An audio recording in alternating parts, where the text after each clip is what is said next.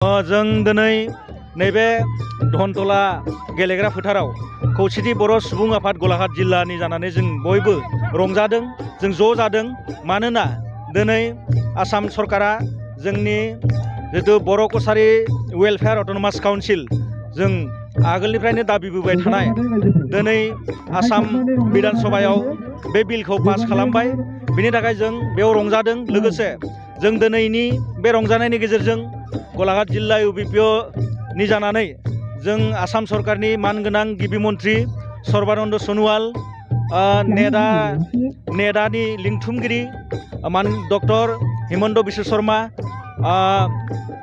बारग' राज्य सभानि MP मानगोनां बिश्वजित दैमारी, BJP आसाम प्रदेशनि आफादगिरि रन्जित कुमार दास, जों बिथांमोनखौ जों साबायखर होनांगोन। जोंनि नैबे बर' कसारि वेलफेयार अट'नमास काउन्सिलखौ दिनै नैबे आसाम बिधान सभायाव जे पास खालामबाय, बेनि थाखाय जों बिथांमोनखौ जों साबायखर होदों। आरो लोगोसे बे काउन्सिलनि गेजेरजों निस्सय जोंनि हारिमु, राव, गासैबो बिथिङाव जों मोजाङै मोजां जौगालांगोन।